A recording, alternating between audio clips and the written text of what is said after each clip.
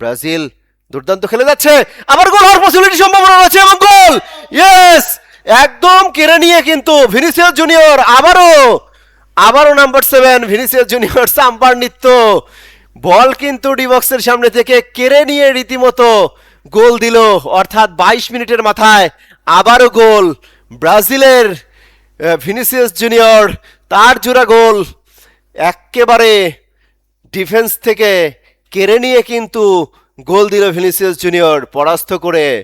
Vini যেখানে আছে সেখানে তুমি ড্রিবলিং করার চেষ্টা করো, সেখানে কাটানোর চেষ্টা করো, ব্যাকপাস দেওয়ার চেষ্টা করো, সেই সুযোগ দেয়নি কিন্তু 22 মিনিটের মাথায় আরেকটি গোল হলো। একেবারে বলা যেতে পারে যে স্কটল্যান্ডের ওই ডিফেন্ডার তা ভিনির সাথে ওইখানে একটা চ্যালেঞ্জ নিয়েছিলেন, দুঃসাহস দেখিয়েছিলেন একেবারে ডিবক্সের সামনে ড্রিবলিং করার, তিনি পড়ে গেলেন। এদিকে গোলকিপারও আসলে তাকে রুখতে পারেনি। তুমি দুপার মাঝখান দিয়ে দেখেন কি শৈল্পিক, একেবারে আপনাকে অন টার্গেট 9 mm দিয়ে মনে হচ্ছিল শুট করা হচ্ছে, এরকম একেবারে হাত কাছ থেকে জড়িয়ে। কোনো সুযোগ দেয়নি ভিনিসিয়াস জুনিয়র, বল জালে জড়িয়ে যায়। ব্রাজিল 2 স্কটল্যান্ড 0, অপরদিকে মরক্কো 0 হাইতি 1। এই চলছে খেলা বিশ্বকাপে হাইড্রেশন এখন ব্রেক। ভিনির গোল সংখ্যা দাঁড়ালো 4-এ গিয়ে, এবং চতুর্থতম গোল নিয়ে ভিনি এই মুহূর্তে গোল্ডেন বলের রেসে অনেক দূর এগিয়ে গেছে, এটা বলা যেতেই পারে। গোল চেক করছে কিন্তু ভিআরে, কিন্তু চেক হচ্ছে গোলটা এই মুহূর্তে, যে কোনো ধরনের ফাউল করা হয়েছিল কিনা বা ওইখানে অফসাইডের শিকার হয়েছে কিনা ভিনিসিয়াস জুনিয়র।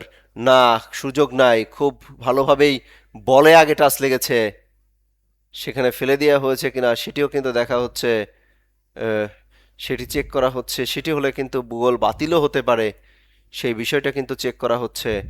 গোল বাতিল না হলেও কিন্তু হলুদ কার্ড, ইয়েলো কার্ড পেতে পারে কিন্তু ভিনিসিয়াস জুনিয়র, ওখানে যেহেতু ফেলে দেওয়া হয়েছে সেটি দেখা হচ্ছে।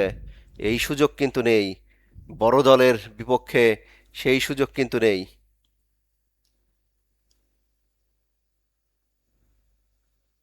অর্থাৎ আমরা জানতে পারবো গোলটা কি বাতিল করা হলো নাকি ফাউল ধরা হলো, সেটি কিন্তু আমরা জানতে পারবো।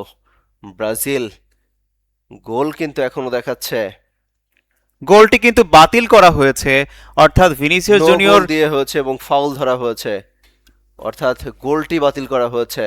ওখানে কিন্তু ফেলে দেওয়া হয়েছিল, পায়ে টাচ লাগার কারণে কিন্তু সেটি কিন্তু করা হয়েছে, অর্থাৎ ট্যাকেল করে ফেলে দেওয়ার একটি দেখা যাচ্ছে যে বলের সাথে পা জড়ায়নি, গোলটি কিন্তু বাতিল করা হলো দর্শক। এটি কিন্তু অফসাইডের কারণে বাতিল করা হলো না, ফাউল না ধরা না, হয়েছে। ফাউলের কারণে কিন্তু বাতিল করা হয়েছে, অফসাইডের কারণে বাতিল হয়নি, অফসাইড ছিল না। আমার কাছে এটি জোরালো কোনো ফাউল বলে মনে হলো না, আপনার কাছে কি মনে হয়?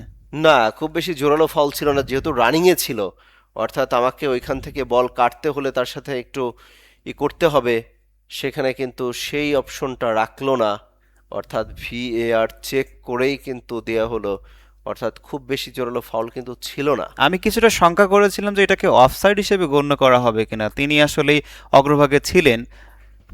গোল পেয়েও গোল বাতিল হয়ে গেল ব্রাজিলের। ভিনিসিয়াস জুনিয়র তিনি আসলে আজকের এই ম্যাচে তার জোড়া গোল করার সুযোগ ছিল এই মুহূর্তে।